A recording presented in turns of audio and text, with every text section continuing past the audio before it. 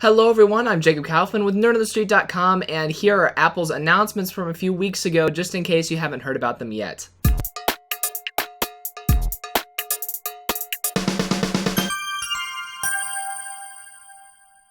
So I apologize for the slow turnaround time. Apple made some announcements on September 9th, and I am finally now getting to making a video about them. Obviously, the process for making a video like this is I have to watch the keynote that Apple did, and I have to take notes on the keynote and then just record the video and edit it and upload it. It doesn't sound too hard. Just so you're all aware, marching band season is in full swing, school is in full swing, and so yeah, I don't have quite as much Nerd on the Street time as I usually like to have. But yeah, I'm here now, so just in case you want to hear my thoughts on Apple's announcements, here they are. So Apple started by talking about the Apple Watch, and no big announcements happened there. They were basically just giving a status update on how well it's been selling. And there are some new bands available, new leather bands for the Apple Watch. And there are also new colors, gold and rose gold. And those are part of the Apple Sport lineup. So those colors, gold and rose gold, they're not like solid gold. That is an anodized aluminum.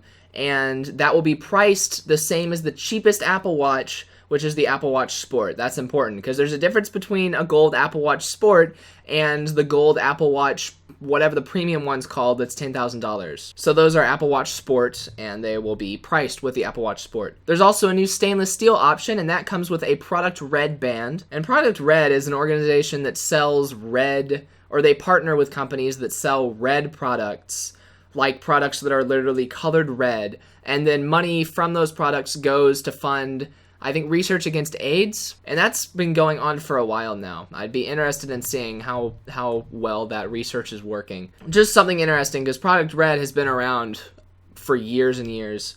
So I thought it was interesting that they are still doing those Product Red things. And then there's a new fall collection of colored bands as well. So that's all for the Apple Watch. Like I said, not a lot happened. Here is the biggest announcement of the day, I think. The iPad. You've probably already heard, so I'll cut to the chase. The iPad Pro.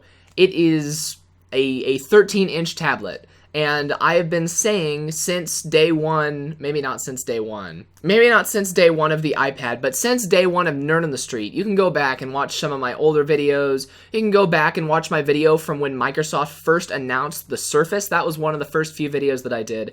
And in that video, way back then, I was talking about how I am not going to believe in tablets as a replacement to desktop computers until we start seeing larger screen sizes. Well, 3 years later, here we are, and Apple has delivered a 13-inch tablet. This is exactly the kind of tablet that I would want if I was going to use a tablet for productivity. Now, I know I just got a smaller tablet, and like I said in the video that I unboxed that smaller tablet in, that tablet's not for productivity, that's for media consumption. If I was actually going to be making videos or even just taking notes regularly on a tablet, I would invest in an iPad Pro or a similarly sized tablet. But right now, the iPad Pro is the only flagship that's that big that's out there. I wrote down in my notes the iPad Pro was announced by Phil Schiller, and that was interesting because it's been a little bit since we've seen him on the stage, I think. So the iPad Pro, like I said, 13-inch screen, or to be more precise, 12.9 inches, and the width of the iPad Pro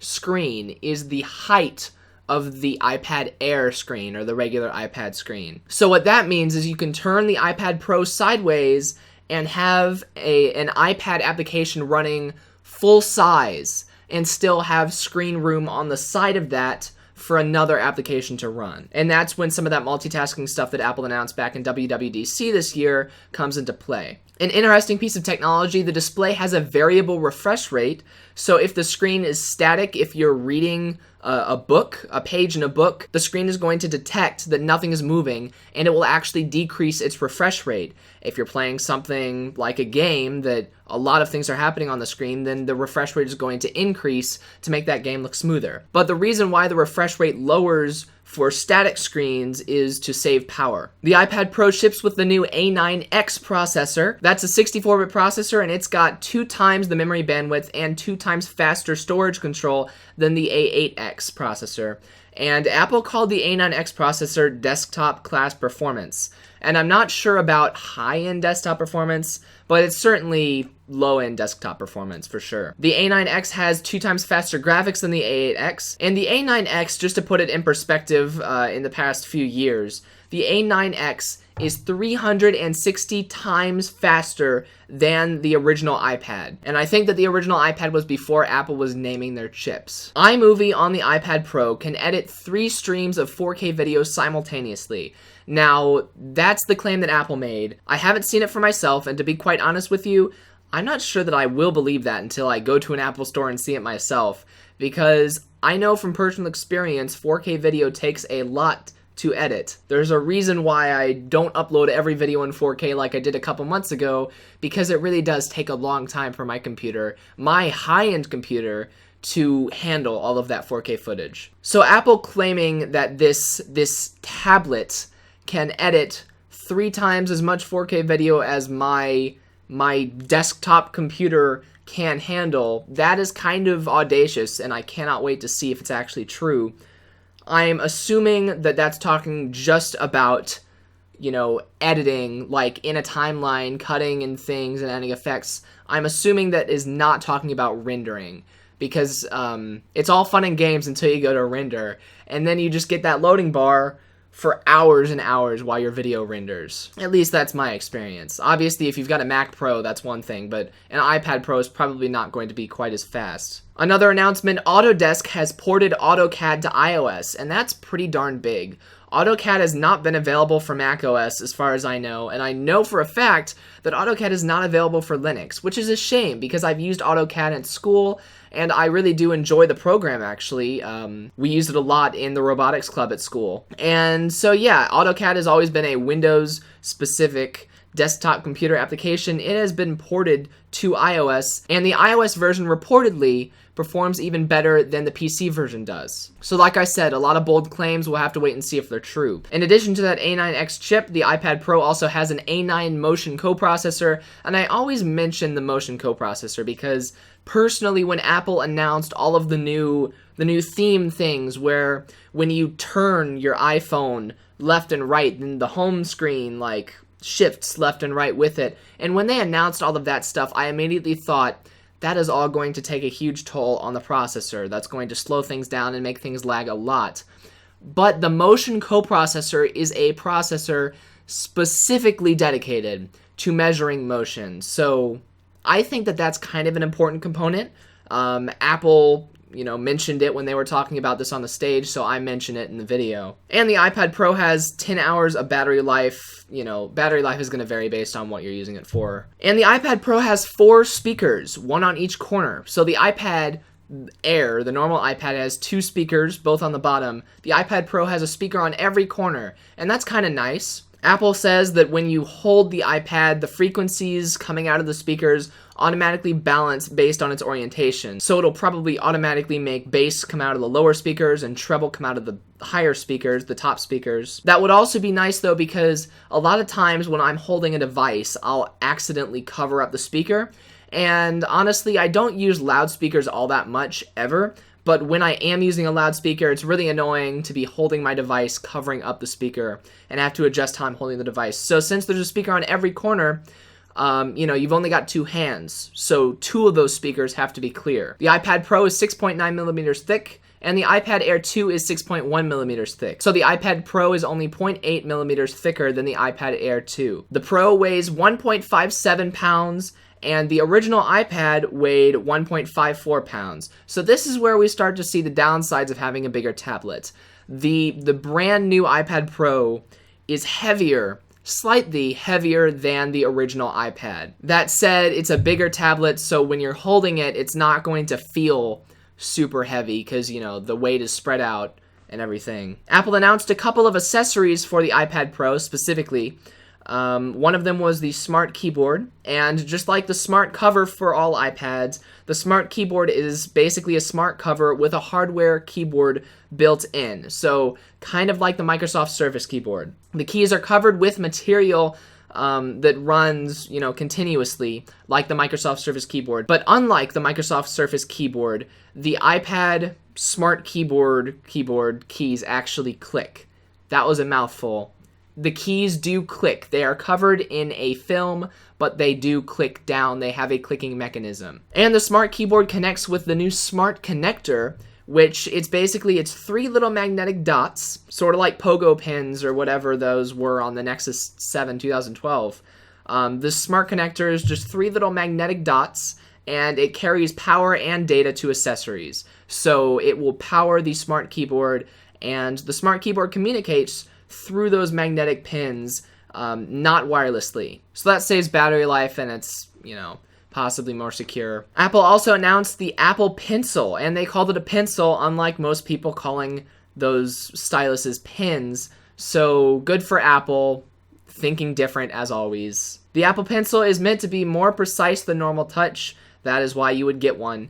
And when the iPad detects that you're using the pencil, it scans its multi-touch sensors twice as often. So it actually doubles the refresh rate of the multi-touch sensors. So that will make it more precise right off the bat than normal touch. The pencil contains sensors that detect the force and tilt of the pencil while you're using it. And you can actually use the pencil at the same time as you're using your finger elsewhere on the screen. The pencil charges by plugging into the iPad Pro's Lightning port on the bottom, and that looks awkward and fragile. I've heard people saying, oh, it's okay, the pencil only takes 30 seconds to charge and then it'll last for half an hour or whatever. I don't actually have any statistics on how quickly the pencil charges, but I can tell you that it looks ridiculous. First of all, you've got the biggest iPad yet, and then you've got just a little stick sticking out of it. You're not going to want to charge your pencil that way. I'd rather have a removable battery, but I guess this is better for the environment. And there were demos from both Microsoft and Adobe showcasing apps running on the iPad Pro. Apple also announced the iPad Mini 4, not quite as big of an announcement. The iPad Mini 4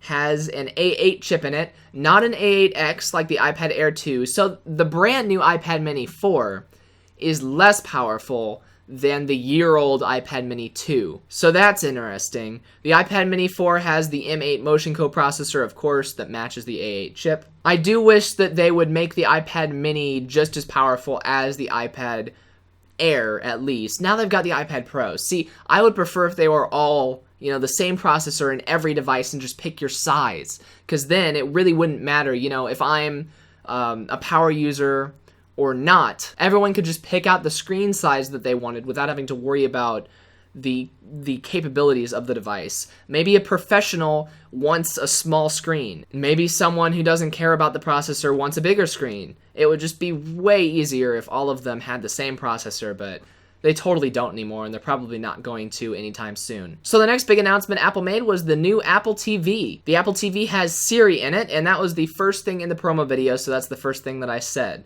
It was really clear that they are pushing, look at this, connected to your TV, now Siri is in your living room. They were really pushing that image. The Apple TV comes with a brand new remote. It includes a touch surface, and it also clicks. The touch surface clicks similarly to a trackpad on a MacBook. So at the top of the remote, there's just what looks like a blank space, but it's a square that's the entire width of the remote.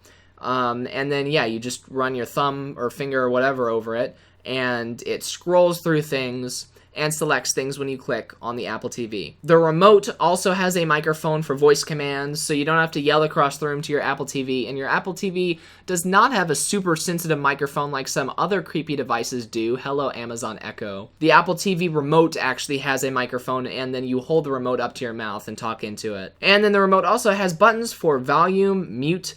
It's got a dedicated Siri button, and it's also got play and pause buttons. The Apple TV has a new UI. It's similar to modern iTunes, so it adapts heavily to different colors for different media. So it's like how when you go into iTunes and you've got all of your different albums, go into Album View in your iTunes library, and then when you open up an album, iTunes will actually average out, it will find the most prominent color in that album art, and then the entire iTunes screen will shift to be that color. Basically, it's a lot like the latest couple versions of iTunes. And I guess that's what the new iOS versions are like. I haven't used iOS in quite a while, so I didn't make that connection like I made the iTunes connection because I use iTunes more often. Anyway, Siri searches iTunes, Netflix, Hulu, HBO, and Showtime. So, you know, they're really pushing the whole get all of your media through this, all of your media through us and our partners. Happy that they had Netflix there. There's a feature called Screensavers, and that is basically just HD video that runs on your TV all the time. It wastes lots of power and generates heat, so I would recommend staying away from screensavers. Just turn your freaking TV off when you're not home. But if you do choose to use the screensavers for some reason, the screensavers will show day or night shots based on the current time. So if it's nighttime outside, then your Apple TV will show you nighttime themed screensavers, and if it's the middle of the day outside, then, you know, you'll have a nice bright screensaver, just in case you're rich and you don't care about the environment. Maybe that was a little harsh. Your Apple TV can access both Apple Music and your iTunes library. So iTunes libraries are still a thing for now, although Apple is still really pushing that subscription service, Apple Music. There are some useful Siri commands for when you're watching movies and TV shows.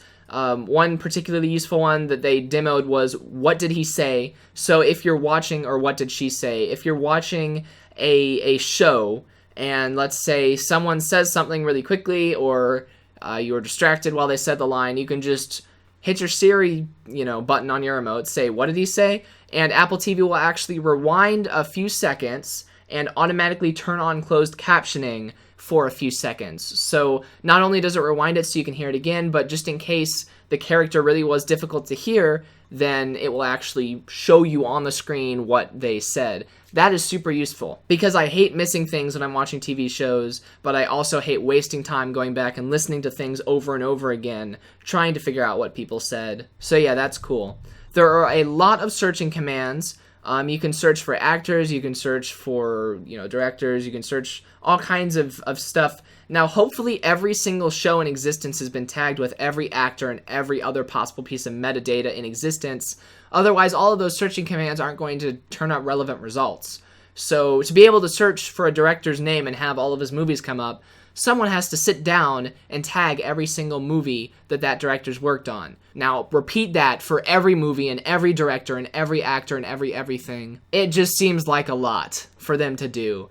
So yeah, not sure how well that's going to work. Swiping gestures on the remote are used for a lot of navigation, like scrubbing through video and accessing menus. So for a lot of that, you use gestures, as in, like, you don't just swipe on the trackpad, you actually have to swipe in from the edge of the trackpad or make a specific shape or something like that. Siri has a full screen UI on the Apple TV that can take over for in-depth queries, such as weather reports. So if you ask Siri what the weather is, by default, Siri will just say, here's the weather. But if you say, what about for the whole week? Then Siri will actually open up a full screen weather forecast for you. It makes sense. It's like Google Now, sort of. And then there is a YouTube app on the Apple TV, and that's great. All I really need is Netflix and YouTube. There is an app store with games, and there's also a couple of other content providers that make apps for the Apple TV. I think ESPN maybe. It all runs on tvOS, and tvOS is basically, it's connected to iOS in the same way that watchOS is. Like, it's made specifically to interface with iOS. Some apps work with iOS devices or the Apple Watch for controls. So if you've got, a game on your Apple TV, you might be able to download an app on your iPhone to control it with. And there is such a thing as universal apps, and developers can link apps so that the same purchase gives you the app on all of your Apple devices. So you don't have to pay for it separately on your iPhone and your iPad and your Apple TV and your Apple Watch. You can buy the app once and get every version of that app for free, or for however much you paid for it. Scores and progress of games also sync between the Apple TV and iOS devices, although really, with the Apple TV and games, and like whatever Nexus stuff is going on the TV and games, I just don't see the need to play such simple games on a large screen. I don't know why you'd want to play an iPhone style game on a big screen. If I'm going to use the TV, I'm going to want a full game console. Speaking of hardware, the Apple TV comes with an A8 chip. That's right, the same outdated chip that the iPad Mini 4 comes with. They must have made way too many of those. It also comes with an IR receiver, although I don't think the remote actually uses IR, the included remote. But there is an IR receiver in the Apple TV. It's got plugins for power, HDMI, and Ethernet. The remote is Bluetooth, not IR. I'm reading off the list, and I wrote down the list in the order they said it. That's why I'm kind of jumping around back and forth a little bit. The remote will also control TVs and AV receivers, just power and volume, so you can turn on your TV and your Apple TV at the same time, or control the volume of your regular, your TV with the Apple remote, if your TV is compatible, which it probably is not. The remote has an accelerometer and a gyroscope for gaming. They showed people using the remote as a gaming device, if you're into that. And the remote lasts up to 3 months per charge, and it charges via a lightning connector. So recharging remote, that's a great idea, because if there's one thing I hate, it is going and replacing batteries in things such as remotes or mice, which are basically computer remotes. If you draw that parallel, then remotes are the only thing that some people use batteries for. So yeah, nice that the battery recharges, or that the remote itself recharges. And the Apple TV starts at $149. So that is $50 more than it used to start at. Lastly, the iPhone. Apple talked about the iPhone 6S and 6S Plus. Now, people have been saying that not a lot has changed, and Apple's whole tagline for this new iPhone line is the only thing that's changed is everything.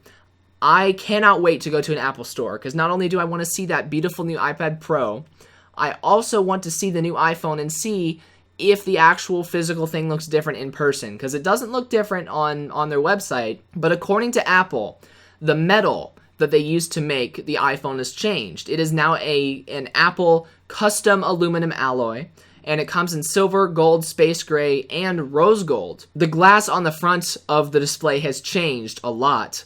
Not only is it a new dual ion exchange glass, which ion exchange is the process that they use to make Gorilla Glass. So this isn't Gorilla Glass brand, but this is, shatter-resistant glass. But there's also this new technology called 3D Touch, and it's, also known as Force Touch. And it's the same thing as the Apple Watch already has, just in a bigger screen for the iPhone. It's similar to right-clicking. Its use cases are similar to right-clicking. So how it works is there are capacitive sensors integrated into the backlight of the display, and those sensors measure the distance between the glass of the screen and the backlight. That sensor data, combined with the touch sensor and the accelerometer, detect how hard you're pressing on the screen. So if you push, like a little bit on your screen, and then you press really hard, then it will be able to detect how hard exactly you are pressing. And that makes me nervous, because, if you press really hard on a normal phone screen, it's going to break. So this thing better be freaking durable. So yeah, I'm guessing that the glass material has changed. I can't wait to see it in person, like I said. The iPhone now has a dedicated Taptic engine, just like the Apple Watch has, and that Taptic engine makes vibrations more precise. And the major use for that is, just like on your Apple Watch, how it vibrates when you press on it. When you do a Force Touch or a 3D Touch on your iPhone, the phone vibrates a little tiny bit to make it feel like it clicked. Craig Federighi gave a demo, and he accidentally called it Force Touch, and then he corrected himself back to 3D Touch. It's really the same thing as Force Touch, and Force Touch makes more sense for me, because it's still a 2D screen. They already announced Force Touch. They just wanted to call it something new. I would have been perfectly happy with them saying, we've brought over the Force Touch from the Apple Watch. It's now on iPhone. So I'm going to keep calling it Force Touch. It's not actually usually very useful, as far as I can see. You mostly just end up pressing once instead of tapping twice. So, when you're checking email, they said you don't have to tap on an email and then tap the back button anymore. You can just press and hold on the email. The email pops up, and then it goes away when you let go of the email. And that seems like it would be kind of annoying. It seems like, because I press on it and then I have to hold, so that's going to take extra time. And then after I do that, my finger's going to be in the way. So then I'll take my finger off of the screen, and then of course it goes away. I'd rather just tap into the content that I want. So the whole Force Touch thing, honestly, iOS is getting so cluttered. It's getting so freaking cluttered with their mess of a notification system, their mess of a multitasking system, and now their whole mess of a right-clicking context menu system that is Force Touch. That was a lot of talking I just did there, but all in all, Force Touch, gimmicky, kind of. I can see the use for it. It's not as revolutionary as they're making it sound, though. So the iPhone 6S and 6S Plus both come with the A9 chip, not the A9X chip from the iPad Pro. So once again, we've got even more, what's it called? Fragmentation. We've got a lot of fragmentation in the iPhone, in the iDevice line. A lot of fragmentation in the iDevice line. Because the latest version of the iPhone and the iPad and the iPad Pro and the iPad Mini and the Apple TV and the Apple Watch, they're all using different processors that are all made the same. Because as far as I'm concerned, an A9 chip is an A9 chip no matter what device they put it in. I know the Apple Watch doesn't use these chips, but that makes me think, oh, the A9 chip, the iPhone's not as powerful as the iPad Pro, which I guess it makes sense that it's not. But the iPad Pro's a tablet, and I can't get it through my head that that would actually be high-powered. So yeah, it's weird. The A9 chip is Apple's third generation 64-bit chip, and it has a new transistor architecture for 70% faster CPU and 90% faster GPU. So that new chip really is a lot faster, and Apple called it a console-class GPU. Just in case you want to play console-level games on your 4-inch iPhone screen. Why didn't they put one of those in the Apple TV if they wanted the Apple TV to be a console? The M9 Motion coprocessor is now actually embedded within the A9 chip, and that means that it's always on. So like I was talking about earlier, that Motion coprocessor, I was talking about how important that is and how it's a separate component from the normal processor. It is now embedded within the processor. Hopefully that doesn't mean it's less powerful, but it does mean that it's always on, it always has power, and it's always reading the motion data for the phone, not just when an application is asking it to read that information. It's always reading that information, which is going to make it faster and more precise. The new iPhones have second generation Touch ID, and those respond to your fingerprint twice as fast. There's a new iSight camera, and the new iSight camera is 12 megapixels. That's 50% more pixels than before, and it also has 50% more autofocus pixels, which means faster autofocus. Now, all those pixels jammed into one sensor that's not much bigger than the old one. In the past, Apple has said that that's bad for image quality. Apparently, Apple's in the camera business now because they went and invented their own freaking lens, it looks like. Not lens, but their own. They are innovating in the camera technology department. Among other things, they listed off some other things, but there is deep trench isolation that they emphasized. And deep trench isolation, it separates photodiodes, which helps maintain accurate noise-free color. And they had a graphic on the screen to show how that works, and it was very simple in the graphic. So yeah, the biggest announcement about the new camera for me is 4K video recording. The new iPhone records in 4K video. And with all of these smartphones coming out with 4K video recording, all I can think is, gosh darn it, do you know how hard it was to find a 4K camera 9 months ago? Seriously, I got this Panasonic Lumix camera that I'm recording with right now. Like I said, I'm recording in 1080p right now, but when I got it, the reason I got it was because it was the world's cheapest 4K camera, only $900 back in December. And then Sony came out with the $900 or $1,000 4K Handycam. They came out with a 4K Handycam in January, and then like February through now, we've got dozens of phones that support 4K video recording. Are they going to be as good quality of videos? Probably not, but still. It just blows my mind how 4K was something that was really out of reach 9 months ago. I was looking online, and there was a single camera available for consumer level prices that would record 4K video. Maybe two. Maybe there was one that was slightly more expensive. But now, your iPhone can record 4K video. So unfortunately, 4K video is no longer anything special like it used to be. That is my Debbie Downer conclusion to that whole rant. The camera still has a True Tone flash on the back, and now there's actually a True Tone flash on the front. It's the screen. So this is interesting. Aside from the back camera, there's a new 5 megapixel front-facing FaceTime camera.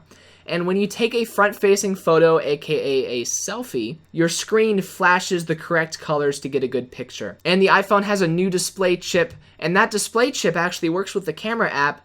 The display lights up 3 times as bright as the normal photo capacity does in order to flash. So, it's not just lighting up bright like a flashlight app would. It's actually a super bright flash of the screen. iOS 9 also comes with another new feature, Harry Potter style moving photos. They didn't actually call them Harry Potter style in the keynote, but that's what they reminded me of. Basically, you take a picture, you go to look at the picture, you force touch on it, and then a live photo will play. Every single time you take a picture with your new iPhone, a few seconds of video and optionally audio will be recorded. It will record 1.5 seconds on each side of the photo for 3 seconds total. So that means that when you open the camera app, it is constantly recording on at least 1.5 second loop. And then when you press the take picture button, it not only takes a picture, but it also saves 1.5 seconds of video before you press that button and another 1.5 seconds after you press that button. Seems like the results might vary with that setup. It seemed to work okay, because a lot of times you're holding your phone up for a good 5 seconds to get a picture, but usually I click the take picture button the second it comes into focus.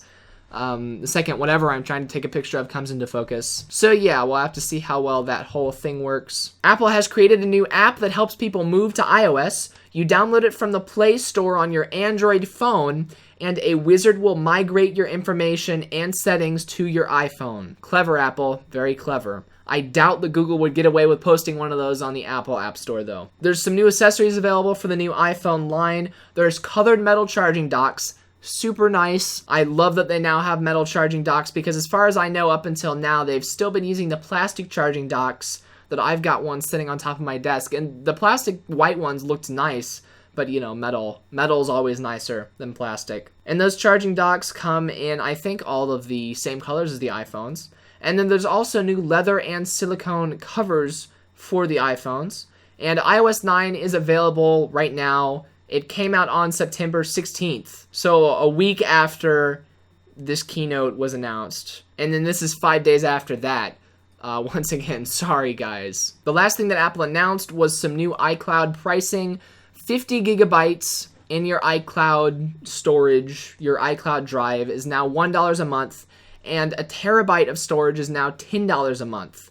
That's pretty darn cheap. And honestly, I would trust Apple more with my data than I would trust Google with it. I just wish that there was more integration into, I guess there's a web UI.